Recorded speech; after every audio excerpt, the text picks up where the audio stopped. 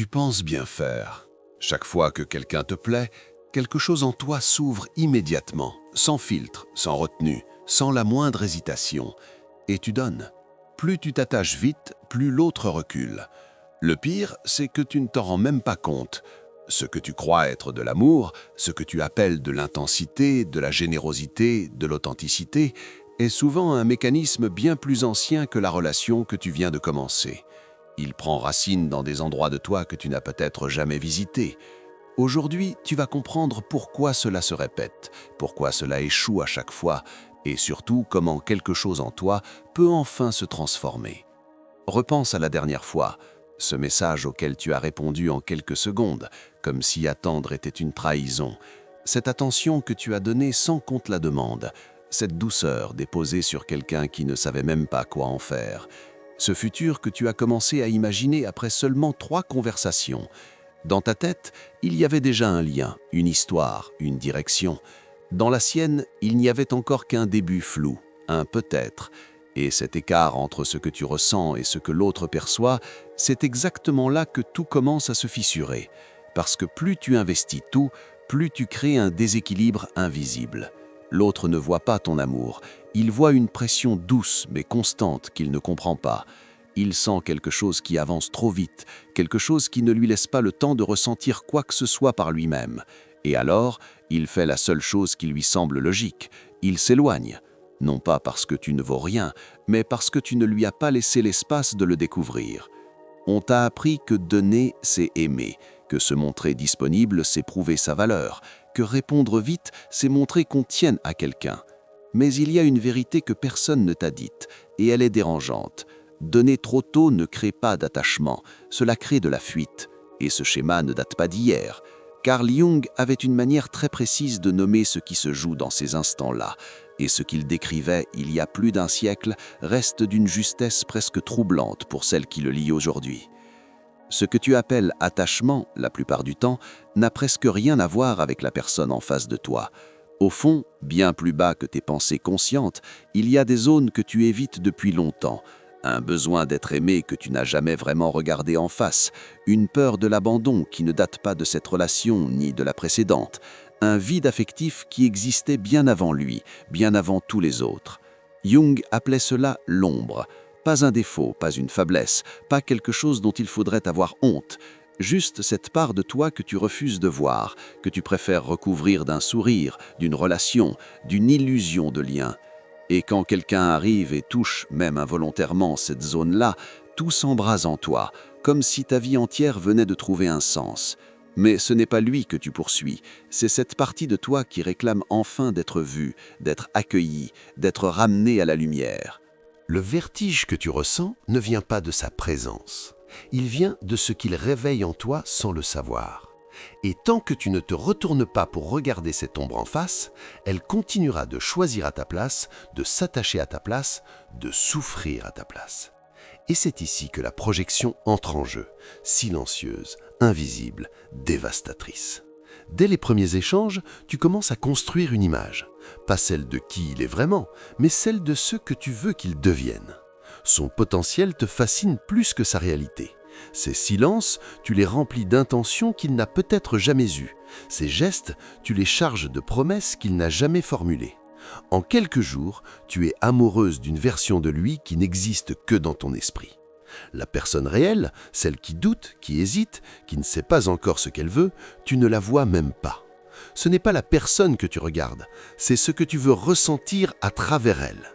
Et cette intensité que tu lui offres ne le rapproche pas, elle l'étouffe doucement. Parce qu'il sent bien, même confusément, qu'il ne pourra jamais être à la hauteur de ce que tu as déjà construit dans ta tête. Il y a encore autre chose que tu fais sans t'en rendre compte, quelque chose de plus subtil, de plus enraciné. En toi vit un archétype très ancien, celui de la femme qui comprend, qui soutient, qui répare, qui sauve. Celle qui donne sans compter en espérant que cela suffira à créer un lien assez fort pour ne jamais se rompre. Cette part de toi croit sincèrement que si elle aime assez fort, si elle est assez présente, assez douce, assez patiente, l'autre finira par rester. Mais ce mécanisme produit exactement l'inverse de ce qu'il cherche. En donnant tout sans qu'on te le demande, tu prives l'autre de la possibilité de te gagner, de te choisir, de se battre pour toi. Personne ne valorise ce qu'il reçoit sans effort. Le lien ne se construit pas dans ce que l'on offre gratuitement, il se construit dans l'effort, dans le choix conscient, dans le désir qui naît lentement au creux de l'espace. Et c'est exactement cela qui manque quand tu t'attaches trop vite. L'espace. Quand tu es toujours disponible, il n'y a pas de manque. Quand tu réponds toujours dans l'instant, il n'y a pas de tension. Quand tout est donné avant d'être demandé, il n'y a plus rien à construire.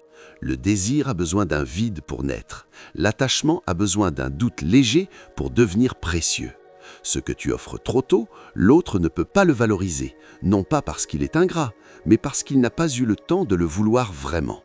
En donnant une relation avant même qu'elle existe, tu lui retires la seule chose qui aurait pu la rendre réelle. Si cette vidéo met des mots sur quelque chose que tu portes depuis longtemps, si elle éclaire un schéma que tu reconnais dans ta propre histoire, prends un instant pour t'abonner à cette chaîne. Ce que nous explorons ici, ce ne sont pas des conseils de surface, c'est un chemin vers des vérités que tu sens déjà sans pouvoir les nommer. Maintenant, écoute bien ce qui suit parce que c'est ici que tout bascule. Le problème, ce n'est pas ton intensité. Ce n'est pas ta capacité à ressentir fort, ni ta générosité, ni cette profondeur émotionnelle que tu portes et qui effraie parfois les gens autour de toi. Tout cela, c'est ta richesse, et beaucoup n'y auront jamais accès. Le problème n'est pas ce que tu es, c'est à qui tu le donnes, et surtout quand tu le donnes. Offrir ton intensité à quelqu'un qui ne t'a pas encore choisi, c'est comme verser de l'eau dans une main ouverte. Cela coule, cela se perd, cela s'évapore. Et toi, tu restes les mains vides en te demandant ce que tu as fait de mal. La réponse est simple et elle est difficile à entendre. Rien de ce que tu as fait n'était mal, mais tout est arrivé trop tôt. Jung parlait de l'individuation comme du voyage le plus essentiel qu'un être humain puisse entreprendre. Ce voyage ne consiste pas à trouver quelqu'un qui comble le manque, il consiste à devenir entière par soi-même, à intégrer toutes ses parts oubliées, à ne plus chercher dans l'autre ce qui n'a jamais été résolu en soi. Devenir celle qui n'a plus besoin d'une relation pour se sentir vivante, mais qui choisit d'en vivre une parce qu'elle est déjà pleine. Tant que tu portes un vide que tu espères voir comblé par une relation, chaque rencontre activera le même cycle. Enthousiasme, attachement précipité, déséquilibre, fuite de l'autre, douleur de celle qui reste. La boucle ne se brise pas en changeant de visage, elle se brise en changeant de rapport à toi-même. Alors voici ce que tu peux commencer à faire, dès maintenant, dès ce soir. La première chose, c'est de ralentir volontairement. Pas par stratégie, pas pour manipuler, pas pour jouer un rôle que tu mépriserais. Ralentir parce que la lenteur te protège, parce qu'elle te rend à toi-même. Quand tu sens cette envie de répondre immédiatement, attends, laisse passer 1 heure, une demi-journée. Cet espace que tu crées n'est pas un jeu, c'est un acte de respect envers ce que tu ressens. Il te donne le temps de sentir si cet élan vient de toi ou d'un vide ancien qui se déguise en amour. Car il y a une différence immense entre aimer quelqu'un et avoir besoin que quelqu'un t'aime. Ensuite, observe avant de t'attacher. Regarde ce que l'autre fait, pas ce qu'il dit, pas ce que tu espères qu'il deviendra. Regarde comment il agit quand tu n'es pas là, comment il te traite quand il n'a rien à gagner, comment il réagit quand tu ne donnes pas. Cesse de projeter un avenir sur quelqu'un dont tu ne connais pas encore le présent. Puis, redirige ton énergie vers toi. Tout ce que tu donnes trop tôt à un homme qui ne t'a pas choisi, donne-le d'abord à ta propre vie. Ton corps, ton travail, tes passions, tes amitiés, tes silences. Fais de ta vie quelque chose de si plein, de si riche, que personne ne puisse en devenir le centre par défaut. Et enfin, apprends à créer du manque sans culpabilité. Non pas en disparaissant pour blesser, mais en ayant une existence si vivante que ton absence devienne naturelle. Une femme qui n'est pas toujours disponible n'est pas froide, elle est occupée à vivre, et c'est précisément cela qui donne envie de la rejoindre. L'attachement véritable ne s'offre pas comme on dépose un cadeau sur le pas d'une porte, il se mérite. Non pas au sens de l'épreuve ou de la souffrance, mais au sens du temps qui passe et de la constance qui prouve.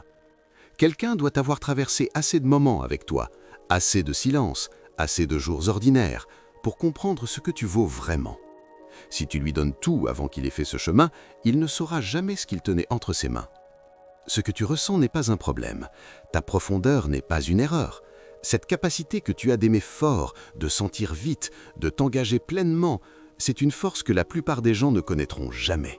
Mais une force mal dirigée se retourne contre celle qui la porte. Et toi, tu le sais, parce que tu l'as vécu.